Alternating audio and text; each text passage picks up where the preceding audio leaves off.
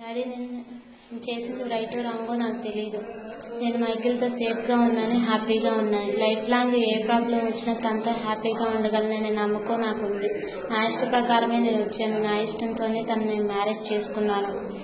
ఇంటికి వచ్చిన ప్రతిసారి మావయ్య ఎవరితో తిరిగా ఇలా మాటలతో నన్ను హెరాస్ చేస్తున్నారు. మొన్న హాస్టల్కి వెళ్ళే ముందు రోజు కూడా మైకిల్కి నాకు ఏదో అఫైర్ ఉందని ఎవరో చెప్పారంట. దాని గురించి నన్ను పిలిచి కొట్టాడు. మీ ఇద్దరి మధ్య ఏమన్నా ఉంటే తను నువ్వు మ్యారేజ్ చేసుకోవాలనుకుంటే నువ్వు కాపురం ఎలా చేస్తావో నేను చూస్తా, తను చంపేస్తానని బెదిరించాడు.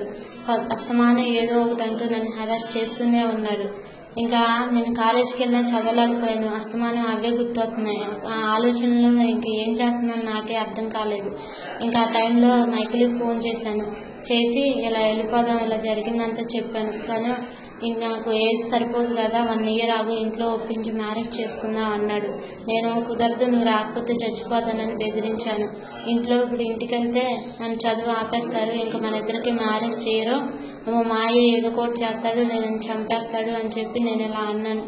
ఇంకా ఆ టైంలో తను వచ్చాడు. ఏం చేయాలో అర్థం కాక ఇంకా ఇలా చేయాల్సి వచ్చింది. ఇందులో ఎవరు బలవంతమో లేదు, నా ఇష్ట ప్రకారమే నేను ఈ డెసిషన్ తీసుకున్నాను. వచ్చిన తర్వాత ఇలా వెళ్ళిపోదాం, నువ్వు లేకపోతే నేను చచ్చిపోతాను అని చెప్పి ఇలా బెదిరించాను. ఇంకా టైంలో ఇలా వెళ్ళిపోవాల్సి వచ్చింది. మా ఇష్ట ప్రకారమే మేము ఈ డెసిషన్ తీసుకున్నాం. మేమే కనుక హ్యాపీగా ఉండాలని కోరుకుంటే ఇంకెలా మమ్మల్ని వదిలేయండి.